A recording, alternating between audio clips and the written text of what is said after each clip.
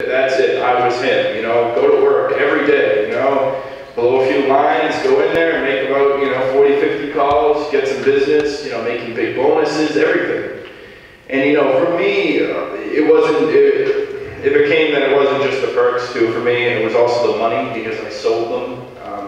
In very large quantities. So I was your, watch out for that too, because you have kids who come from that background and think they'll never get caught selling these either. Because, it is your perfect drug, like I said, you don't cut it with anything, it doesn't stink up your parents' bedroom like, weed would. You don't gotta powder it, it's just a tiny little pill, 400 of them could fit in my hand. And that's it. It was the perfect business for my mind back then. I was your businessman, and that's what I wanted to be. And while I was running my real business, I had my side business as well.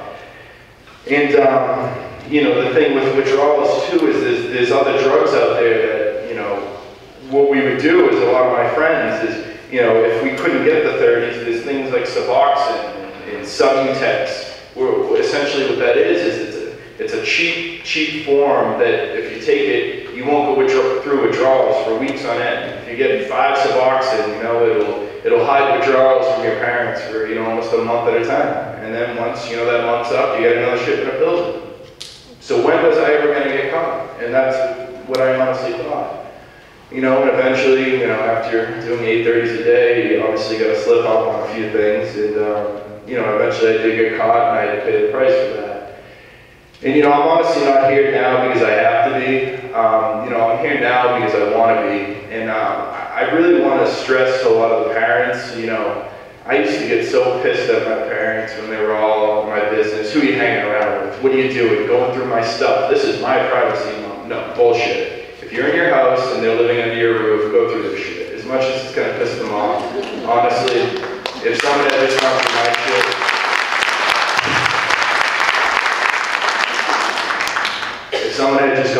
my shit, yeah, I would have been pissed off with them for a few weeks. But you know what? I wouldn't be the one that has a record now. And all my friends that didn't go down this part, are working at JP Morgan, Goldman, and all those businesses that, I wanted to be at, making legitimately $100,000 a year. Try telling your kid to get a job after he's got a record in this economy. Yeah, good luck. So, that's really the point I want to get across to you is they're going to be pissed off at you for a little bit, but honestly, in the long run, it's going to pay off because nowadays, there's no way they could have found out of what happened to me. I could have kept going, and there's no one would have found out. And all these things they told you about, it's not always true with these signs. Some people don't show it. They could get through their whole entire life without anyone knowing, not one person. So, just always do as much as you can, and yeah, that's all I got.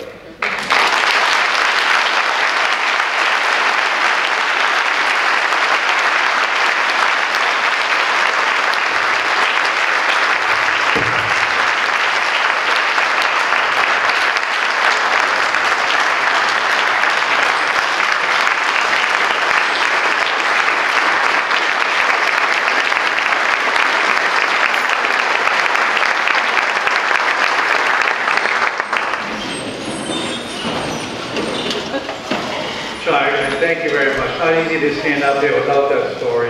You'd have the courage to speak in front of everybody. Tell us your life story and what you've been through the last couple of years. It makes me feel good as the chief of police here that there is some hope for some of the kids that are out there and are addicted to this drug. And I wish you continue recovery going forward. The next guest speaker tonight to explain the physiological and psychological effects of opiate and synthetic opiate addiction in individuals is Dr. Donna McCartney-White. Dr. White is the addiction specialist for the Lemuel Shattuck Hospital, Public Health Hospital, the Commonwealth of Massachusetts. She has lectured at many facilities and agencies and is a recognized leader in the field of addiction, peer practice, and peer assistance, as well as healthcare professional stress. Please welcome Dr. White.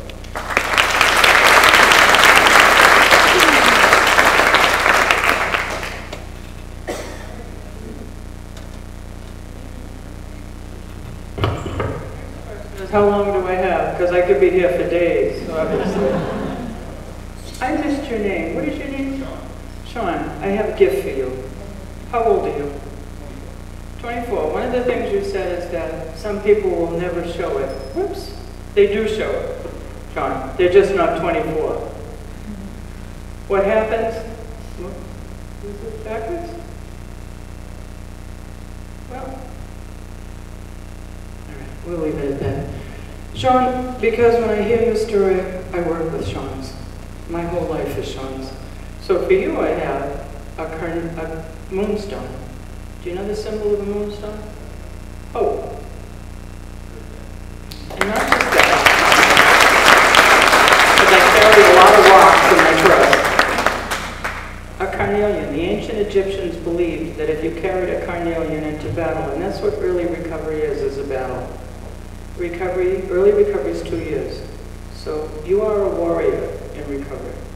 You are really good.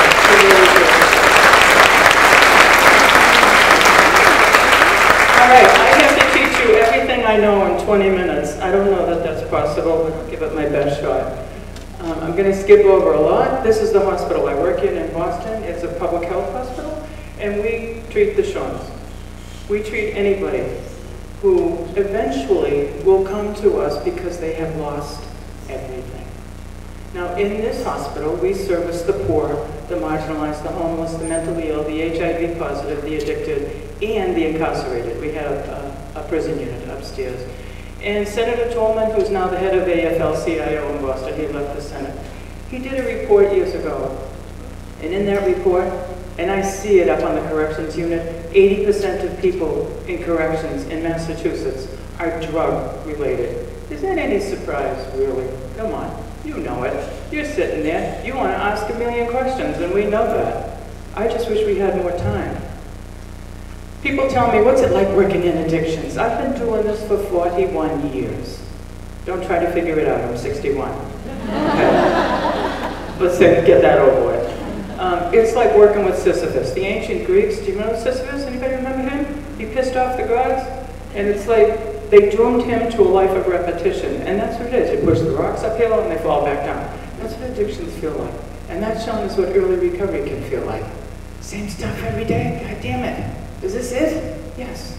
But after a while, we call them back-to-backs. After 24 hours of back-to-backs, you feel good. It's no longer comparing yourself to what your friends have and what they don't have. We're going to skip over some of this. Basic definition, Dr. Weil, he's on TV all the time if you ever get to see him. He's a specialist in addictions and nutrition, but it's really the definition of a drug. Skip that, I'm beginning to hate holidays. Every holiday, bar none, we sit around the table and my family, which is really dysfunctional and crazy, sits around because we have alcoholism and addiction in my family, and everybody never misses the opportunity to say, so, Donna, why do people use drugs anyways? How long do you have? And by the way, if you look up addiction and alcoholic in the dictionary, your picture's right there. It's there, but denial's a powerful thing, guys. So they don't want to hear it. But in reality, why do people use a drug? The number one reason anyone uses a drug is to change how they feel. No one starts out using heroin. When you get up and you're tired in the morning and you reach for coffee, what's in it? Caffeine. When you, at certain points in your life, you have a cigarette, and I'm the head of the non-smoking in the campus, but if you reach for that, you're reaching for the nicotine. You're reaching for something to change how you feel. You don't intend to become addicted. By the way, I don't use the word addict. I don't use, because we work with it as a disease. I don't use the word clean. I don't use the word dirty. You know why? Because they have a bad connotation. This is a disease. The new stuff in this neuroscience, people's brains are changed. They're not just bad people who are dope sick.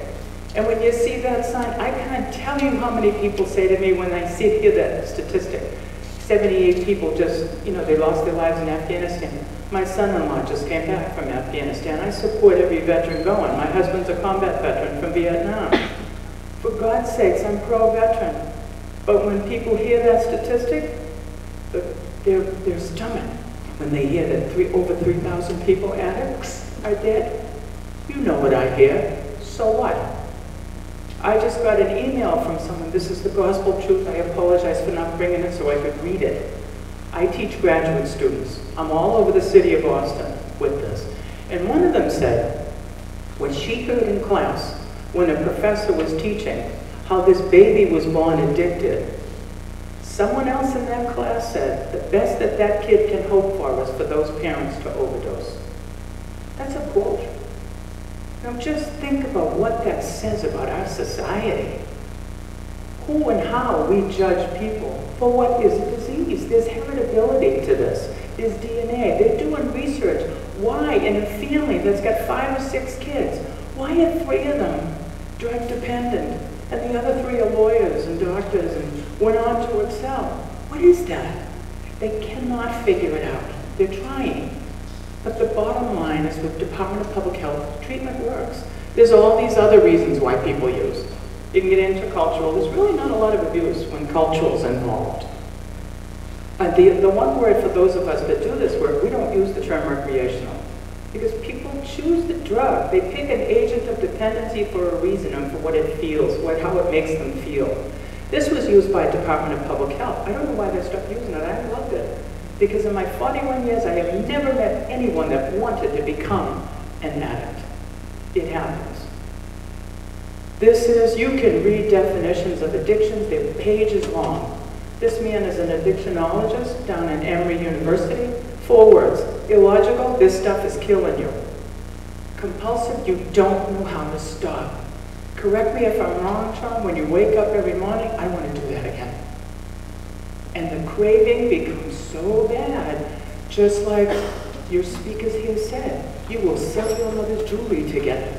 I have heard story after story of what they have stolen and sold, and are remorseful as hell, but continue to do it. And can't figure out, what the hell, why am I doing this? Because craving is a phenomenon that happens in your brain. You cannot scientifically explain it. Have you ever craved food? Chocolate? And people say to me all the time, well, yeah, but Donna, chocolate's not heroin. But it's craving. It's the principle of it. Multiply that exponentially, and that's what addiction is. All right, is it a disease? People get all pissy and whiny about whether it's a disease or just bad behavior. I don't care what the hell you call it. What it is it's turning a person's life upside down. It's turning communities upside down. People are at each other because people don't believe it's a disease or it's just bad behavior. Do you know what they did? Again, I don't use dirty urine. I don't use the term drug seeking. People have a relationship to that drug. And just as Sean told you, not everybody does. And there's other neuroplastic science where, tell me if I'm wrong, Sean, people get energy from it. They get wild energy from CNS depressants. This is the stuff that should put you down. And they take enough to kill a horse. What the hell? And they're running around cleaning their houses.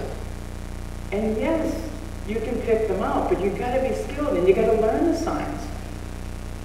All right, this was Time Magazine. Look at that picture, how we get addicted, hooked. Words are powerful, guys. I'm going to skip over quite a bit.